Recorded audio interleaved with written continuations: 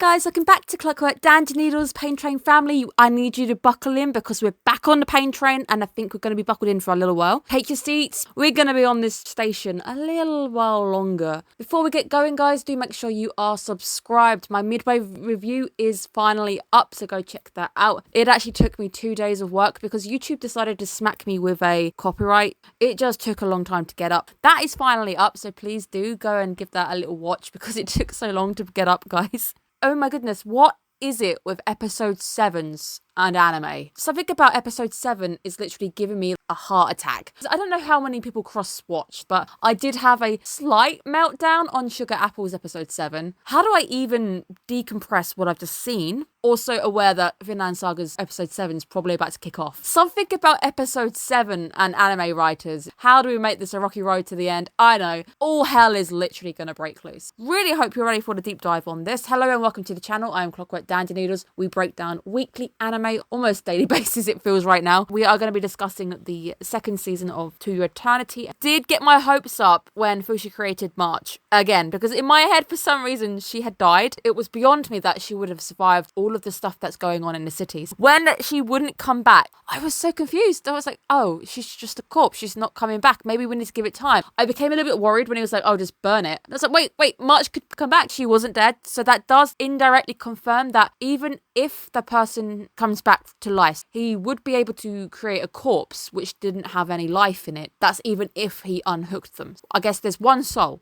And if the soul isn't in a body, it's in Fushi, so he can obviously use it. But if it's then in a body, he can't create a living soul. He can't create two souls. Now, the only time I'm ever going to agree with Kohaku, and I really feel sick and dirty agreeing with him, was the fact that Bon is taking advantage. I am 100% that Bon is taking advantage of Fushi's power without really giving him anything, without saying, you know, we will have a talk, we will do this. Without the idea of communication, what happens this episode, I would partially put a bit of blame on Bon. I know I rag on him and people don't like it, but this I do believe is down to the fact that this could have been handled better. And Bon now is being seen by Fushi as keeping secrets. There is now this unneeded wedge between them that Fushi just won't trust Bon. We see it for the first time, probably in this series, that look on Fushi's face when Bonde says, oh, you know, I can't talk about it right now. I'll talk about it later. I'll deal with it later and it's probably never going to come up. It's going to be brushed under the carpet and it's never going to be okay. It's never going to be a correct time. Still am on the fence that just telling Fushi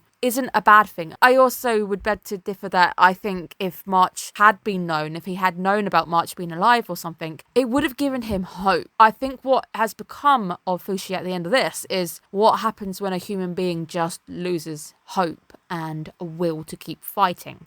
It is the worst time to lose the monarch right now because the morale is just bad. The morale is already hanging on by a thread, and then you add in the king is dead and it's even worse. I would not announce the king's death just yet because it's going to cause panic. I was a little confused why Almei was upset when she's told he wants both of them to rule together. So you can rule together. I don't think he's suggesting like marriage or anything. Siblings, you should rule. Do it together. You should rely on each other. A bit confused when she runs away anyway, but it is such bad timing. Dynasty Warriors. Does Dynasty Warriors have a morality meter in it? I think bad things happen when it starts hitting 0 and it becomes harder to win. It feels like this, and it feels like our morality is just going all the way down. I did say, I think weeks ago, that the idea of banging on a wall 3 times was just too easy to do. You could put something on the floor and it bounces 3 times. It's just too easy. And we see it this week that Fushi even arrives and he looks a little bit irritated. You've called me for nothing. Why am I here? Obviously, Fushi's starting to lose his rag with people because he understands that frustration. People are getting cabin fever. They can't go out. He understands it. But at the same time, Fushi can't do anything about it. A lot of it is coming down to there's too much pressure on Fushi that eventually it's all just going to spill over. The toll that taking on too much can do to a human being. We definitely see moments where Fushi's definitely losing touch with humanity.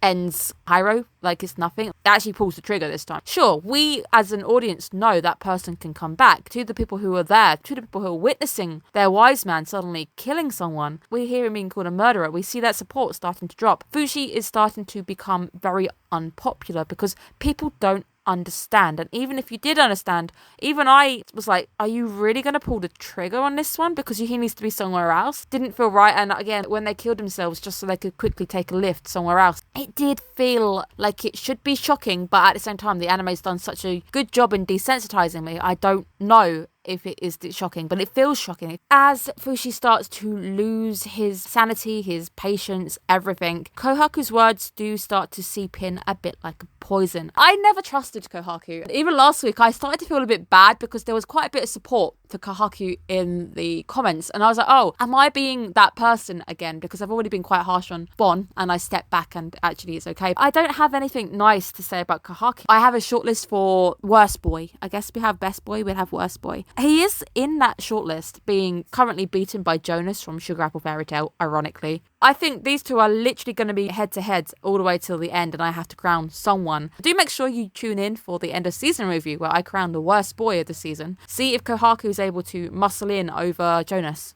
There is this massive distrust seeping in right now, and as Fushi can remember Kohaku's words, and it's all pointing to Bon, the silence between them and the fact that he's saying nothing and he hasn't appeared, and I don't think he's talking to Fushi very much, just deepens the wounds. And sometimes talking or just, I'm aware of this, I will deal with it in a little bit, that works. It's more the fact that Bon just keeps his distance from Fushi, which I don't think helps. At that point, in the silence, what can you do when you're just waiting? You start thinking. Often when you are alone, when your mind starts to talk the loudest. Problem with adding more people in on your secret Bon. Very similar to the more people you involve in your crimes, the weaker that crime is going to become, is eventually somebody snaps. I really wasn't expecting the princess to die. I wasn't expecting it. As soon as she was in his arms bleeding out, oh no, this is it. You finally giving him a reason to become desperate. He's going to spill everything. He's going to tell Fushi that actually, no, you can do it. You must do it. You will do this right now. This then adds to that big pile of distrust that Fushi's got. Bon is definitely keeping a secret from me. I know he's keeping a secret because now Mess is asking me to do this. This is a pressure cooker and it's steaming and that lid is about to blow right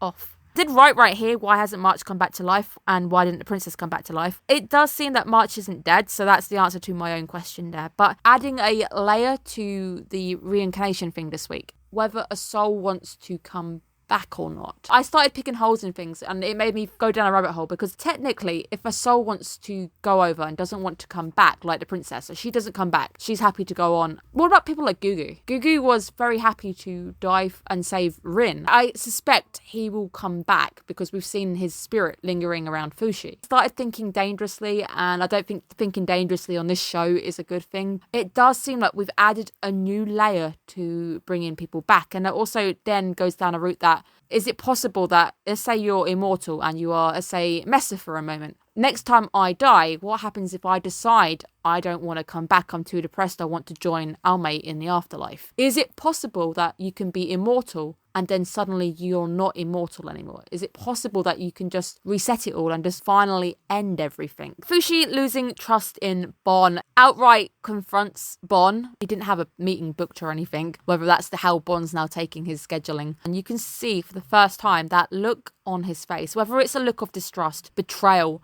pain. It's the face you say to somebody when you know they're lying to you. You want to believe him, but you don't, but you also don't want to start a fight, so you just smile. I think it's that face that he's pulling. I know you're lying to me. I considered you a friend, so I am hurt, but I don't want to start a fight because I'm tired. This isn't the right time. It really feels like this is the route that Fushi's taken, and all that's coming out on his face right now is speaking louder than he maybe even realizes. Fushi starts to get more and more just angry, annoyed. You can see him just looking up at the stars and all this negative energy is around him, but he just sits there looking up.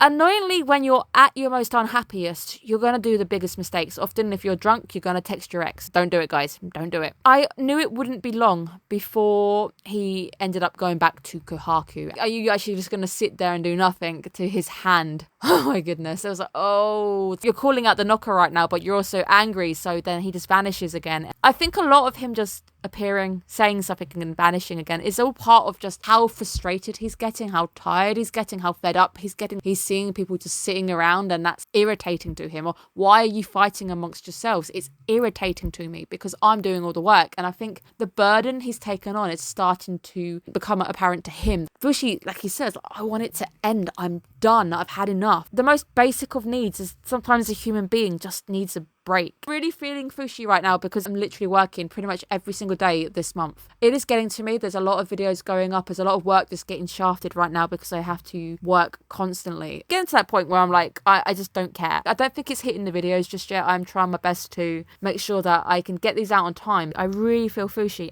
The double suspicion that Kai also has when he also confronts the knocker as well. I've never liked Kohaku. Kohaku this week brings all of the nope. If my 0 was I trust Kohaku 0, I'm in the minuses right now because I do not trust Kohaku at all. Maybe he's finally given into his hand, but I also just feel like he's always been like this. He's bringing the hell of a lot of nope this week. The fact that he's called Fushi cursed just goes, oh, don't worry about this. It's just Kai's blood. You killed someone. You outright just kill people. All this time, you've been talking about protecting Fushi's humanity. If you had humanity, Kohaku, you wouldn't be killing people like they're nothing. You would be affected by your actions. Who are you to say that I'm worried about your humanity when you're also acting as if you have no humanity? It just seems like everything is going into chaos, and a big question on my brain was, who is currently ruling the country? We've lost the king, we've lost the princess. Mesa doesn't seem to want to be the king, and right now he's sad, but who's ruling? I hate Kohaku for the way he speaks to him. I pity you, I really do. And it's like, oh my god, dude, shut up. The guy has just lost somebody he truly loves. He's lost his dad, he's lost his sister. Shut up, Kohaku, just shut up. Nobody wants to listen to you right now. Kohaku, I am tired of you. I really am. And I have absolutely no sympathy for this character. I apologise to all of the Bond lovers because I've clearly been focused in on the wrong character. So I do take it back. Every single negative comment I said about Bond, add it to Kohaku instead. The only thing I hate Bond for right now is causing this unnecessary distrust between the two, which could have been solved just by talking. The only thing I don't like him for. Kohaku, on the other hand, I have absolutely no sympathy for you. Stop killing people. The fact that you're just outright wiping people out like it's nothing. You called Fushi cursed. What happens now? And I'm trying to get my head around what happened. Fushi says, I want it all to end. Kohaku touches him in a way that makes him just explode. Knockers inside him.